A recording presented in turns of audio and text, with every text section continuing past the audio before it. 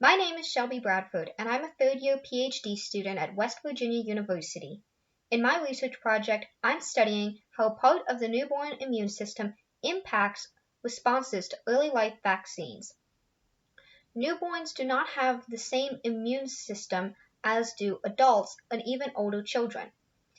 Typically, their immune system is described as being suppressed or anti-inflammatory. This means that they will not respond to the same foreign agent the same as you or I would. They will respond typically less vigorously and have less activation of their immune responses. Now, this is likely an intentional mechanism designed to protect the offspring while it's developing, but also after birth when it is exposed to a new environment, and activating the same as an adult would likely overwhelm the offspring. However, activation is a required component during vaccination, making this an obstacle in designing vaccines that work in newborns. One of the mechanisms that drives this immune suppressive profile in the newborn is through the action of anti-inflammatory cytokines. A cytokine is a protein messenger used by the immune system to direct cells, either activating them or repressing their activation. One such cytokine, called IL-27, has been shown to be produced at higher levels in newborns than at later age periods. This cytokine has a variety of immune suppressive functions and works on a variety of cell types. In my work, I'm studying the influence IL-27 has on dendritic cells. Dendritic cells are a type of immune cell which is grouped into a category called innate immune cells, or the innate immune system. This is a group which responds to foreign threats and pathogens in a non-specific manner, but they do not require any specific activation in order to do their job. They recognize things which are not self. However, they do not provide any long-term specific immunity. That's the job of the other arm of the immune system, the adaptive immune system.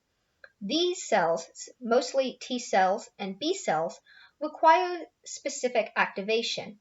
This activation usually comes in the form of dendritic cells bridging the two arms of the immune system. Dendritic cells activate T and B cells by first internalizing either a whole pathogen like a bacteria or a virus, or a component of it, as it can do in cancer cells.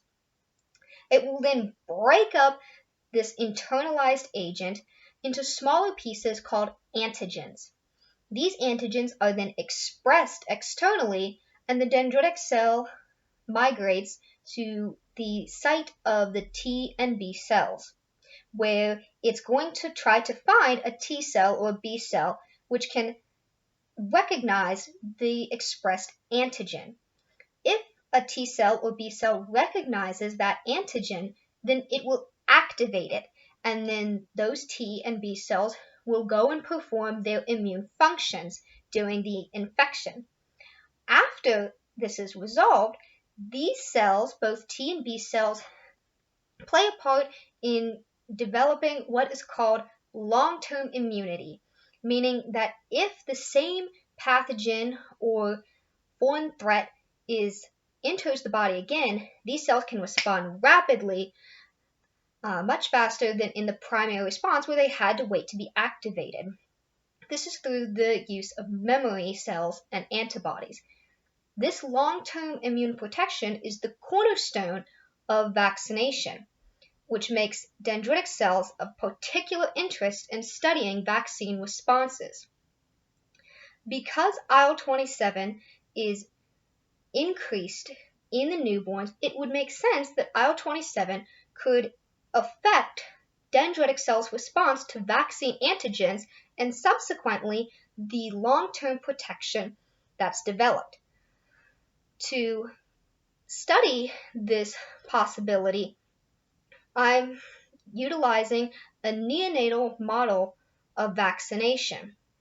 So, one vaccine which is used in the neonatal period is called BCG.